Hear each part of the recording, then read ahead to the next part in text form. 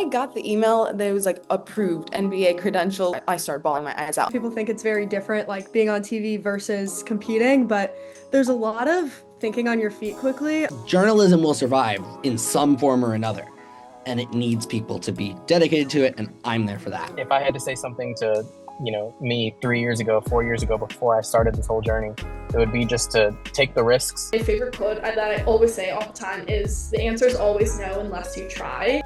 Hello, everyone. Welcome back to another episode of Holden Conversations. Today, I have two, not just one, two overachieving college seniors with me who both spent their summers interning in the nation's capital for NBC National. First up, we have Grace Gates, who was a production intern for NBC's news anchor Hallie Jackson and goes to the University of Texas, Austin. And we have Dylan Ebbs, who spent his summer interning for NBC's political unit, published over a dozen I kid you not, over a dozen stories that you can literally find on NBCnews.com, which is just crazy, and is going to continue interning for NBC this school year for Meet the Press and goes to George Washington University. Hello, guys. Thank you so much for being here. Yeah, thanks so much. Yeah, thank you. So my first question for you guys is, what's the feeling like seeing your name on a byline for something that is going on, not just local, but national news, or knowing that what's being produced on television has your fingerprints on it and you're still in college? Yeah, I just feel like it's a pretty unreal feeling, and it's definitely like a big privilege because I remember the first story that I did for NBC, it was a co-byline with another reporter. And so, just to see my name on the website and to be able to know that I contributed to that article and that, those are my words on the website, definitely a super cool feeling. And it's always cool too to see it, being posted on Twitter, X, or on Facebook, and to actually see, a story generating conversation and to know that, what I make is actually, having an impact and it's something that people are talking about. Definitely is a pretty cool feeling. Yeah, absolutely. I'll agree. I think, especially on the production side, I did a lot of making graphics and cutting video, and I got to lead a team on one story, like completely pitch and produce one story that was really close to my heart. And for that to have the platform to reach so many people, and to even have, like you said, a fingerprint on it is just such a cool opportunity, and you learn so much, and then you have something tangible to share with the world afterward, which is yeah, super gratifying, makes everything feel worth it. Is there ever like what was there ever like a level of imposter syndrome that came in, being like, why me? Like, why am I here? Like, what am I doing? This happened earlier than I thought, or I never thought this was going to happen. Yeah, I will say I definitely had a feeling of that because I um, got the interview with the team, like the final round, and I know someone who was very high up at NBC, and so of course I was like, "Hey, like will you like vouch for me if you can? Like I got this interview, like not that straight up, but like much like took her to coffee, you know what I mean?" And she did, which of course, I have to remind myself like she only vouched for me because she believed in me and believed that I deserved to be there. So, and she made sure that I knew that, but it was definitely hard when I first got there to, you just kind of have a little bit of anxiety, like, do I really know what I'm doing? And the answer is no. But you kind of have to fake it till you make it. And I definitely had that feeling, but the team that I worked with was so good at making me feel like I earned it, which I did, but I had to convince myself of that. Yeah, especially too, I feel like the fake it till you make it is key because once you get there and you realize that everyone else is just, trying their best and, no one's going to know everything. But I know, when I started working with some of the other reporters in the political unit, which is only like 3 to 4, I would say, everyone's so knowledgeable. And, I thought like I had a pretty decent knowledge of, politics and campaigns and stuff like that coming in. But then, when you're working with people who this is their living, you definitely realize that there's so much to learn. But I think just kind of once, at least for me, like getting that first article out and realizing, okay, there weren't that many edits, or, I felt like it was my voice reflected in the article. It just gives you good motivation to keep going and, just not being afraid to take on new opportunities.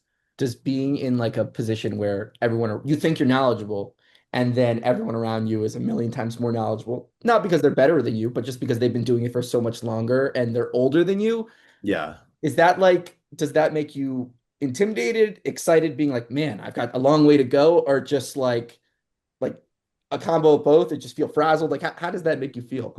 I mean, I feel like it's intimidating at first a little bit, and it's not because of anything that someone's Yeah. doing. That's not them. It's just, being exposed to a new environment. And so I think once you kind of realize that that's such an asset because that means that the experience that they have and the knowledge that they have, they want to share with you and they want to help you grow. It's definitely something that I think I was able to realize like somewhat fairly early on that this is definitely a great thing to lean on and to reach out. And that if I have a question, they're more than happy to answer it because again, they have that experience. So definitely is a Yeah. wonderful opportunity. Yeah, for sure. I think that like with any internship, there's that element of like you're there to learn, and everyone who is there full time knows that you're there to learn, so they're not gonna get mad at you for not knowing something because like it's your job. You're getting paid to be there to learn.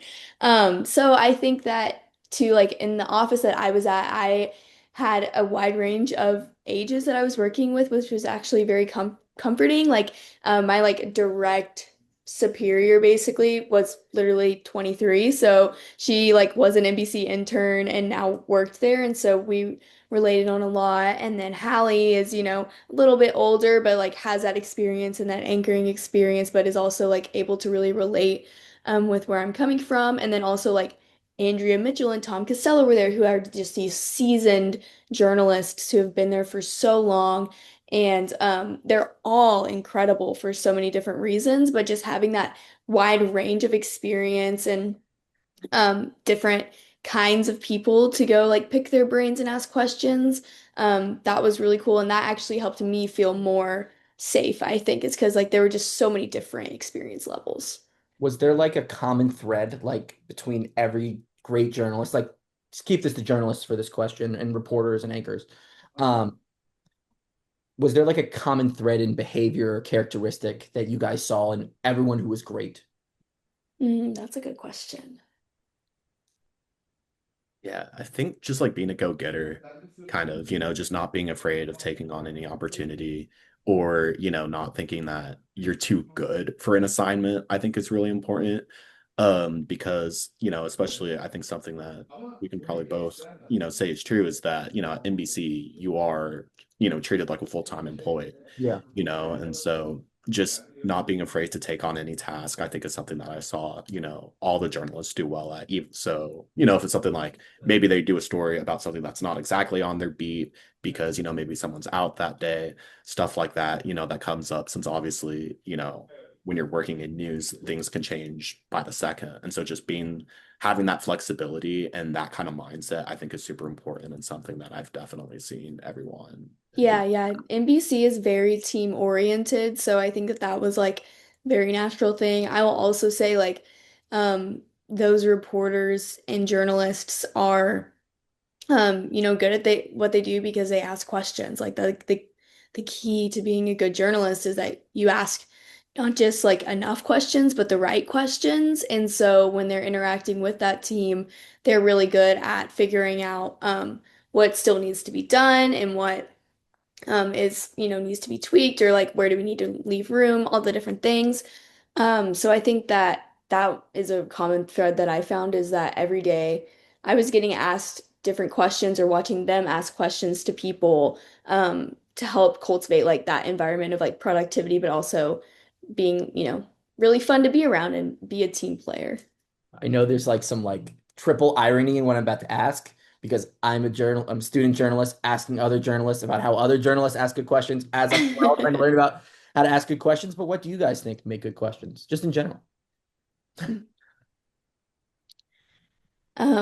I think what makes a good question is that it's tailored to the person you're talking to, and that it's not, I think it's really easy, at least for me, to think too far ahead and be like, okay, for this package, I want this sound bite, which is, real technical terms, but I really want this person to say this particular thing because it would sound good in my story. But that's a super selfish way to go about journalism for sure. And so I think that a good question is one that evokes a response and it evokes emotion and is open-ended, but is not too forward-leaning where that person feels like they're obligated to say something. And all of that doubles back down to just building trust with your source, whether it's a man on the street or someone you've been in contact with. It's just being like a human and being empathetic and like being able to see where that person is at. Yeah. Yeah. Yeah, I think the open-ended is definitely key. And also just not really in terms of framing the question, but I think something that has been important for me and something I try to remind myself is to not get tunnel vision when I'm doing an interview and, when I'm asking questions, because obviously, yes, you want to do your research, you want to have a list of questions that you're ready to ask, but you don't want to just be going from question one to question two to question three. If the person you're interviewing is saying something really interesting, you want to make sure that you're asking follow-up questions and that you're really making it feel more like a conversation, and which I think also helps them open up and they feel more comfortable because it doesn't feel like an interrogation or Yeah. something. So just, I think that's also something that I've tried to keep in mind is just how can I make this like a conversation, so that way I'm really finding interesting threads to go off of. Well, and also it shows engagement in what they're saying in the present.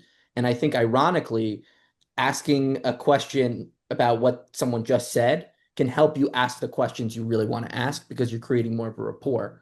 Like I was telling Grace, I had an episode with a bilingual journalist, a bilingual broadcaster on the podcast, and she was talking about how sometimes speaking to people in Spanish can help her get better sound bites. Whatever you can do to meet people where they're at, I think always creates just a better conversation and a better relationship. So it doesn't feel so like this. Right, absolutely. Especially when you're reporting on political issues too, like specifically, it can get really easy to like get bogged down on like technical terms or like people are obviously very passionate about what they believe in and they can be stubborn, which we all are at times, but Especially when again, we're like young. yeah, like yes, exactly. So like meeting them where they are at, like being like, I understand why you feel that way. Let's go a little like push a little bit deeper into why like you're acting in this way or you're writing this bill or whatever. Yeah. Yeah, I'd also just add in that with the technical terms and stuff, I think, working for NBC, I think you have to remind yourself that, we're reporting for a national audience. And so, Hmm. covering politics, there would sometimes be stories that, I thought would be interesting, or even like other reporters, on the political unit thought might be interesting. But you also have to think about the audience that, again, you have to think about why is the story important to a national audience? How do I make sure that I'm not using these jargon terms or terms that the average person doesn't know, that, you really have to think about your audience and make your reporting more audience centric, which again, I think it helps build that level of trust. Do you think though it can be very easy to get not overstimulated, but feel like you don't have enough answers sometimes, and sometimes it has to be about gut, right? Because if you're just reporting on the Washington D.C., the city, you can have a great understanding of how the demographic is. But if you're doing national news, demographics, people's interests, they're all over the place. So do you think for both of you guys, whether it's on the producing side or the print side or the broadcast side, how do you like have that balance of like, well, I know people like this, but I also just have a hunch. Yeah, I mean, I feel like also just there's some stories that are just, naturally important, or obviously, I don't think you can just fully go off of what the audience wants, right? Because, if there's an important political campaign or, if the White House, makes an important move, you know, those kind of stories you're not really writing saying, okay, like, are people going to be interested Yeah. in this? I think, there's certain things that are just going to be inherently newsworthy. But yeah, I think it's just important to, be open to feedback and to be flexible and just also realize when maybe something isn't worth covering because it's not the right audience fit. Yeah. My experience before working with Hallie was, oh, sorry, before working with Hallie was doing state politics for the state of Texas. And so, when I was working there, our thought was, okay, like, I'm in Austin. Why would someone in El Paso care about this kind of thing? And so this was a question I was asking from day one with Hallie because I was like, how do I go? Texas is a big state and that was hard. How do I go to a national audience? Why would someone in California care about something going on in South Carolina? Like it's just, it can be hard. But something I really learned is that there are just universal human experiences and universal feelings. So, maybe you're telling a really specific story about um, a doctor in Georgia or something, and something happens. Like, if that doctor experienced trial and error, that is something every single human has experienced. And so, telling the story from that angle and being like, trying to really tug at that, I think can help loop people in, and it all makes us feel like a little bit closer as an audience. And just like as humans, I think, is just thinking about, okay, yeah, sure, like Dylan said, most of the news is this hard news that just matters because it's things happening to people.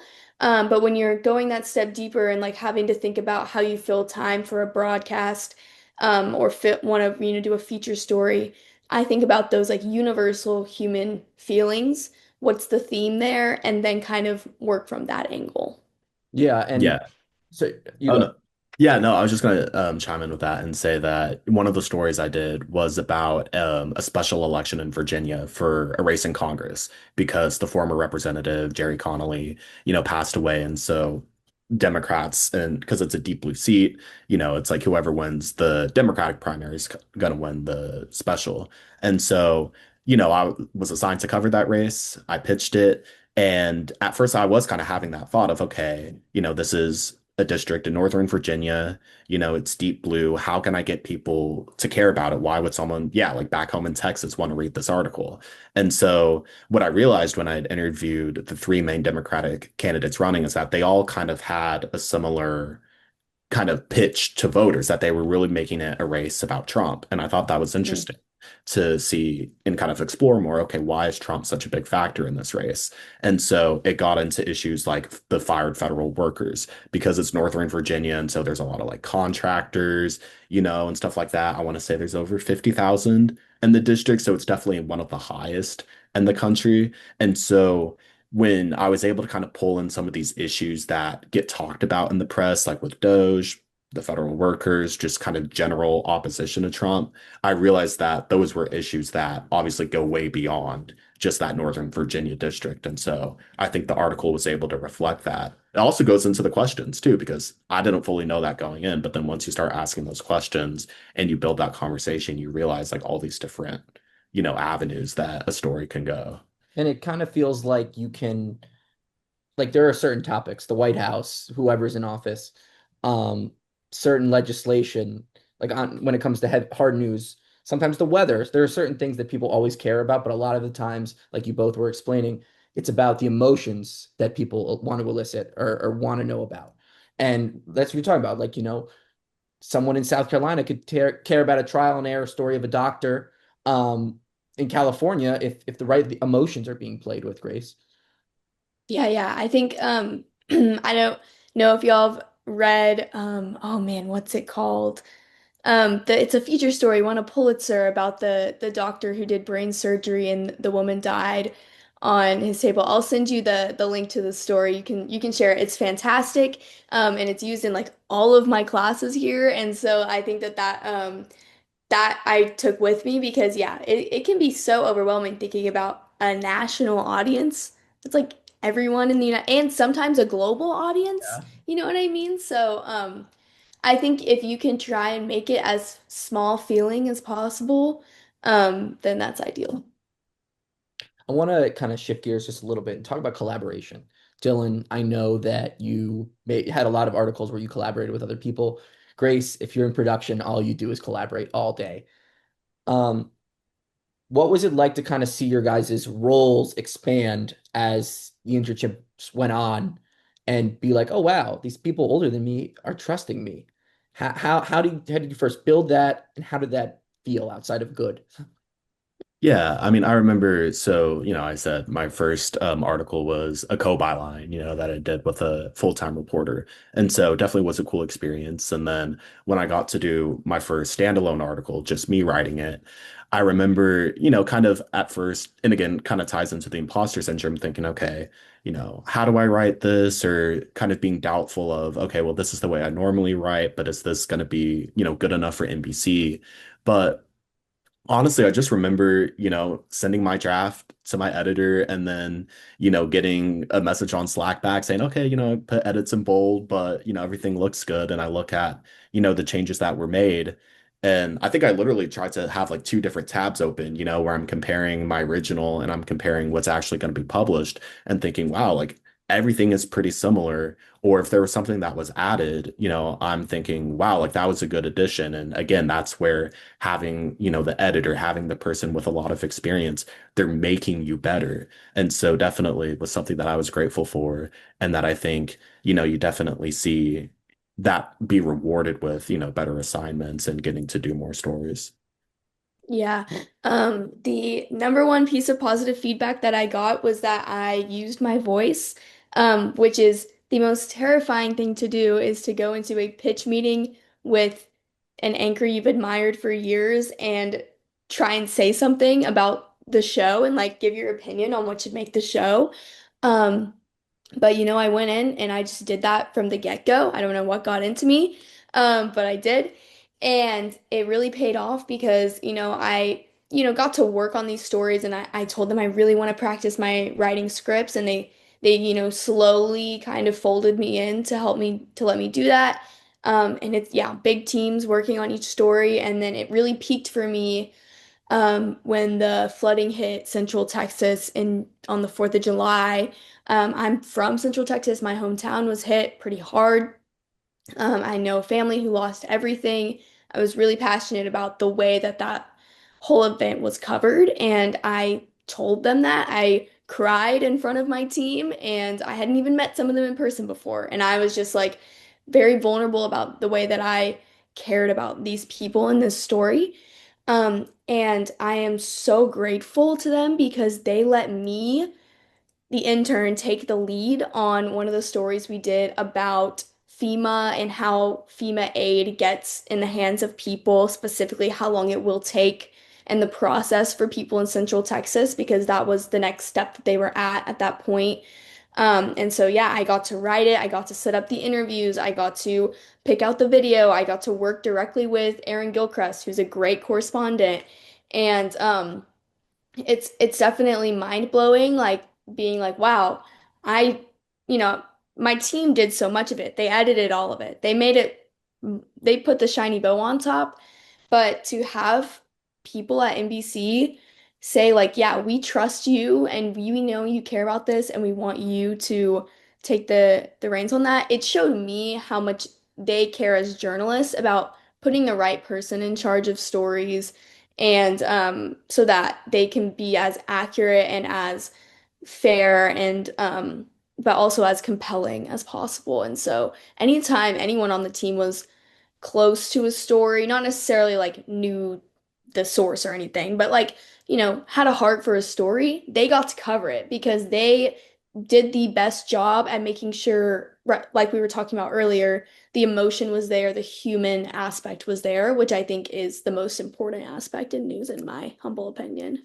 And I would add too that what makes great journalists are the ones that have the best people skills and understanding that even if you're a professional journalist, if something happened, a catastrophe happened in Central Texas, and we have an intern who resides in Central Texas, you might be the most qualified person to talk about this. So I think it's very powerful to hear that even at the top, people are able to understand who has the best access to tell the best Yeah. because you Yeah, it have a was skill that other people that I couldn't access, that other people couldn't access. right. I think it was a really great display of leadership on their part that I learned a lot from because they were all so empathetic to me but yeah, also very like just prioritizing the viewers, which was super cool to witness and learn from. Dylan, were you ever in like how often were you in Congress? So not too much. We did a tour as a group of interns, but I did get to, like with the special election story, interviewed who will soon be the congressman, but didn't really get to go up on the hill that much. How in those moments around top politicians or writing about top political stories, um, what did you kind of learn about the relations that you need to make to have great, I don't want to say great media, but to have very informative media in those spots? Mhm. Yeah, I mean, I think, really it was just a great experience to, really to understand the relationship between, the media and politicians because, you're interviewing or I'm interviewing some of these candidates, running for office. And so it's not just them on the Zoom call. Like it's not, just me and the candidate. It's, me, the candidate, and then whoever their communications person is. And I didn't have an experience where, like a comms person didn't like a question that I asked. But, it's just an interesting dynamic to see. And when you kind of see the behind the scenes of how the media is made, and how, a story's made or how a package is made, it's definitely helps you become a more informed, just news reader in general when you can kind of understand the choices a journalist made in crafting it. So I think with the politicians too, I mean, it was just also interesting just to, ask some more personal questions and, really try to, get to the heart at, when I'm covering a campaign for Congress, okay, like, why are you running? And that can be, a more generic, broad question at the start, but then, it goes so many different ways. They talk about their upbringing, or they talk about, maybe their kids, they talk about, their job might be important to them. Like I interviewed a former prosecutor, a federal prosecutor who resigned because of the way the DOJ handled the Eric Adams case. For context, they essentially dropped the charges against him and tried to get, these federal prosecutors to back the decision. Not all of them agreed with it. And so, this one resigned and ended up running for Congress. So it's definitely just super interesting to, be able to talk to these people on a face-to-face, virtually, basis, which is definitely an experience I'm super grateful for. How did you guys both take advantage of the relationships that you were able to make in the NBC News building? Like, I feel like that's like got to be one of the like the golden parts, not just people that are professionals, but also your peers, your other interns. How do you guys take advantage of that? Because I feel like, I don't know, that seems like the most awesome part. Yeah, I mean, I would just say, we're super grateful to have, like a big intern class. And so we had it was like 9 or 10, Grace, I think. Yeah, something like that. Yeah, and so just to have like that group of people, like we would do karaoke, we had to get together before, like I think the day or two before, our internships ended. And so, those are really great connections to make simply just because, everyone's amazing, and it's so amazing to be around people who are also just so driven about what they do and who are really mission and goal oriented. But also, we're going to probably end up in the media. We could be working with each other 5 years down, 10 years down. And so the connections that you make early on definitely, I think, are ones that will stick. And so it's definitely helpful to have.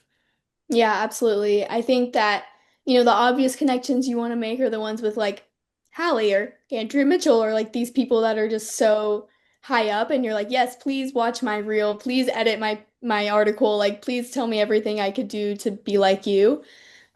Which, with that, that's just like making friends and becoming friends with them. But yeah, I will say like the people I really enjoyed getting to know, of course, I enjoyed getting to know everyone, but were like I really enjoyed my time with the tech crew. I got to really know the floor director for Hallie's show really well. He was just someone that when I talked to him, like he was asking me about my goals and things, and I could tell that he just really believed in me, which is so nice to meet people who you're like, yeah, like this person actually thinks that I can do what I want to do. And so, Bert, he's the best. And he like stayed late one day to let me record for my reel. And I know like he would totally advocate for me, even if it's not he's not necessarily an anchor I aspire to be. Those kinds of connections and like also just learning what so many people do. Like we have people who are designated to like book the interviews at NBC, which is like sometimes the hardest part of the job, and they're like very stressed all the time. And so when they got to like talk to me about like building connections and like getting to know people so that they'll come back, like those are great skills to learn and great people to know. So I think really like it's yeah, me I definitely think you should meet your heroes. But also like get to know people who have jobs that you never knew if you wanted to have or that you might never want to have. Yeah, I think a very important part of all internships is not just learning what you want to do, but it's about what you don't want to do. Mhm. What comes to mind when you think about what you don't want to do after this summer? I will say I do not want to be a producer, and I was a production intern. Um, I which I had a feeling going into it. I probably wouldn't like it's a lot of desk work and it's what makes the show, you know what I mean? The producers have such an important job. They time everything. They make sure it's visually entertaining. It's so much. That's way more stressful to me than being on air, believe it or not. And so I learned that that's not my favorite thing, but it is so good to be able to have the skills to do things that you don't like necessarily because in a breaking news situation, you never know what hat you're going to have to wear. Yeah, I mean, this wasn't something that I thought I would want to do, but just I have so much respect for, everyone who works on the technical side, of the shows, like, the floor directors, the camera operators. I honestly think probably the camera operator is one of the most stressful jobs you could have just because, you have to know, what kind of shot they want. And especially, again, like in a breaking news environment and things are changing, like, I think that's just a whole nother level of having to think on your feet that I'm like, I could never do that, but so much respect to those who do it because, that is, I think, a very hard skill to learn. And so you definitely have to be like cream of the crop, good at it. Yeah, I feel having like a very wide vision when you're at an internship, whether you're doing exactly what you want to do or you're not, as long as you're observing what the people around you are doing that isn't exactly what you're doing and might be tangential to it. I feel like you can learn not just a lot about your industry, but a lot about yourself too. So kind of staying on that, like what you guys have learned. Let's say you guys are both seniors. You guys are covering a breaking news story. How would you guys cover it differently now than you would 3 months ago? Breaking news, Mm. big politics story, however you want to describe it, just a massive news event. Well, there was a lot of those over the summer. Why I'm asking. It was a lot. That was the number one thing that I took away was how to cover breaking news, actually. So I'm so glad you asked this question. I think something I that really affirmed my hope in journalism is that, you know, the people at the top, they're very particular about how you word things. And, just because one network has something, that doesn't mean everyone else does. And like we have to confirm everything ourselves. So I think, that aspect is really important. I think, on a local level, it's very different than a national level just because you don't have the same resources. But if there's a big breaking news story, I think before my internship, I definitely would still be very careful and try and be as fast as I can. But I think I really learned is that it is hard to have a breaking news story if you don't either have really good video, um, for broadcast specifically, have really good video or have a really good reporter that you can talk to who knows what they're talking about. Like, for example, Brian Koberger took a plea deal in the middle of our show. And that was something that we were like scrambling to get research on and everything. But thankfully, we had a correspondent who had been following that case for a really long time. And we had a legal expert on standby. And so we were able to make the show like not enjoyable, but like entertaining, like, like Totally. something that people would want to watch, and educational, because those people were able to contribute. If it had just been the anchor saying just like straight up Brian Koberger took a plea deal, that would have, been it. So I think it's important to be able to provide that context, whether it's with video or with a reporter. Yeah, I think like the ethics side of it was definitely like what I had learned the most about. Like I barely knew what like a standards person was, before the summer. And when I realized how important of a job that is to be able to know, okay, can we use this video or not? Or, ABC maybe is reporting this, but, can we use that info if we haven't verified it ourselves?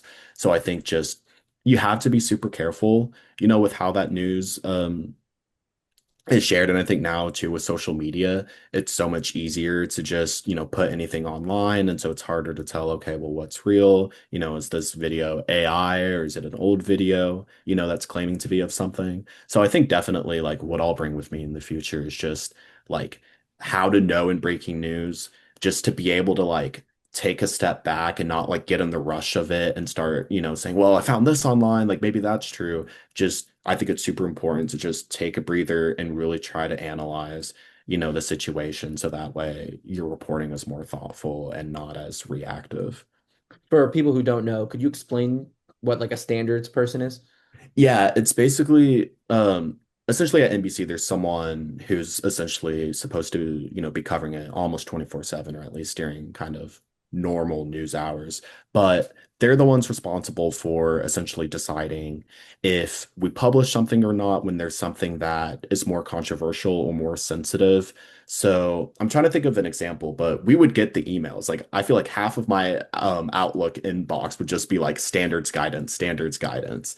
And so actually an example today, here's an example that I can think of is that, with the Minnesota shooting, the, tragic shooting at a Catholic, they were praying, I think, as, some of these kids were being shot. But as we were learning more about the shooter, I think the person had changed their name. And so I want to say was born as Robert, but changed their name to Robin. And so I was seeing some of the emails that had been reported in some places, but it was very early on. There was also a YouTube account that was found that, supposedly had a manifesto, from the person who did this.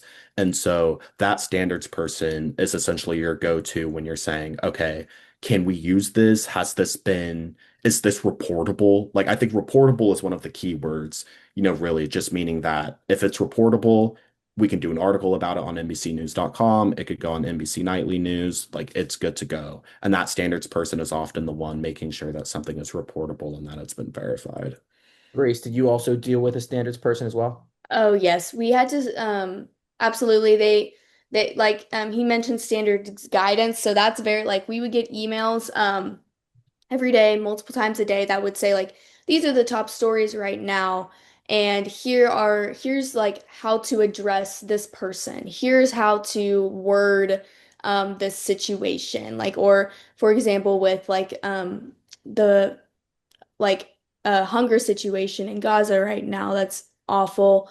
Like the surrounding the word famine, can we call it a famine? And those are decisions that are made by people who are specifically trained in standards and legal, so that we can just be as accurate as possible. And we also had to send all of our scripts that were for packages or like pre-taped things. We had to send all of our scripts to standards to make sure that it was good to go, and that there wasn't anything that came off as misleading. Mhm.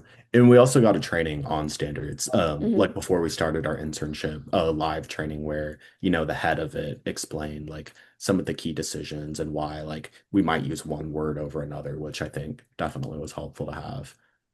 Last couple questions here. Um, how do you guys stay composed for future opportunities after having such a surreal experience, like being at the mountaintop? I mean, it's kind of a weird feeling in a way, like going from, being at NBC for a summer to just, returning to classes, and being on my school newspaper, and writing articles for that is definitely an adjustment. So I don't know. I mean, I feel like it can feel easy to kind of minimize then the work you're doing after that because I think it's easy to get into the trap of thinking, well, I was at NBC, so, this classwork I'm doing now doesn't really matter. But I try to remind myself that it still does and that, no matter how, big of a network or big of an opportunity, like all the opportunities you have like really do matter. And so kind of goes with just saying yes to everything. I think you just have to like, keep that mindset, always be open to new opportunities. Grace, Yeah, I Grace, before you agree. answer, Dylan, you're going to be interning in Meet the Press this year, though, right? But yeah, I'll be at Meet the Press for the academic year. So starting in 2 weeks. So I know, enjoying the unemployment life for 2 weeks, and then we'll be getting up at like 2:30 a.m. on Sundays, but it's worth it. Sorry, Grace, what were you going to say? No, no worries. I absolutely agree. I think that, I once had a friend tell me like every single story matters to someone. And so I think that that's really key. I'm interning at the local NBC station here in Austin this semester. I've been there before and I'm coming back. And it's definitely a jump, like being at network and then going down to a local affiliate. But you never know what opportunity you may have. Like, I am positive the people at this local station had no clue that the devastating flooding was going to come and that Network NBC would be relying on their coverage during it. And so, news is everywhere. Like I said, every story is going to affect someone. And so it's just our job to tell it and to hold people accountable. And yeah, I definitely agree, it can be hard to stay grounded after such a high. But you can't dwell on the past too much. You just have to take what you learned and keep going. I like to ask this question to people just when this podcast is big and has hundreds and thousands of followers. People can look back. Where are you guys going to be in 5 years? I'd like this pause. Uh, I would just say Dylan, you go first. hopefully. Oh, sorry, no what? No, I told you to go Oh, first. You okay. go first. No, I was just gonna say hopefully a political reporter. Hopefully for NBC, honestly, just because again, I think NBC, what I noticed, at least out of the three big networks, I mean, they have the biggest presence, both, with TV, but also online. And so fingers crossed, but hoping to be covering politics. Um, Man, so I want to be a reporter on air, and I need to go somewhere small to make all my mistakes first.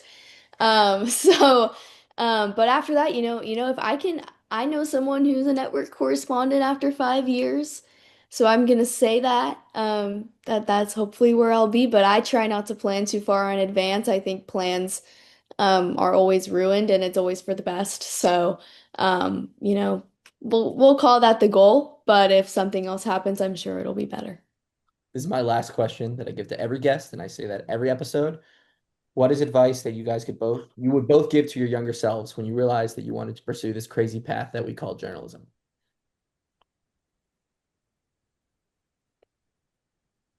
I would say just don't be afraid to speak up, and like you really just have to be confident, which then I would say for me, it's kind of sometimes feeling like you're faking it till you're making it.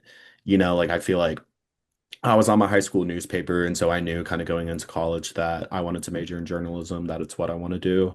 But, there would definitely be times where maybe I wouldn't apply for an opportunity or something because I thought that I wasn't qualified enough for it, or looking at an internship posting and seeing, well, I don't really fit like all the qualifications really.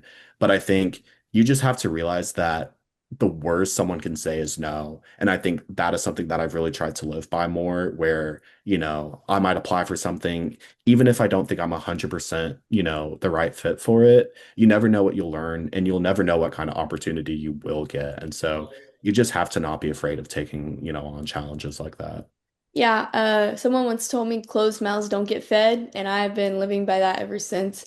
I think I would tell myself there's a Bible verse that I lean on a lot that says, "Don't let people look down on you because of your youth." And I think that that's something that I would remind myself when I was younger if I could, because I think I've always been someone who's, for some reason, been around a lot of adults and like been the youngest in the room and definitely not the smartest in the room, and I love being the smartest in the room.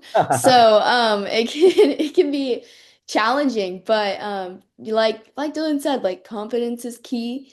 Know that it's okay to be wrong and know that you are wrong a lot. But that just means that you have something to learn, and that's exciting. And so don't look down on yourself because you're the youngest in the room or not the smartest in the room, but because that just means you have the most room for growth, which is so exciting being someone who's, about to graduate college and be out in the real world where there's so much opportunity. You guys want to drop your socials? Yeah, for sure. I mean, I try to post some of my articles on Twitter, so it's like my first name, last name, Dylan Ebbs 22. Um, yeah. Also on LinkedIn a I lot. yeah, yeah. Oh, LinkedIn's so bad for I me, know. I'm bro. trying to get 500 plus. I'm like almost there. So definitely like, yeah. I um I use Instagram the most. It's just two underscores, Grace Gates, two underscores. And I also make TikToks.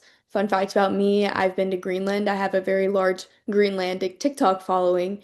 But now I'm transitioning into news, so it's just the Grace Gates is my TikTok. So if y'all want to follow that too. Thank you all for watching another episode of Holden Sherman's Conversations. Make sure to like, subscribe, and turn on post notifications so you don't miss the latest from Holden Sherman's Conversations.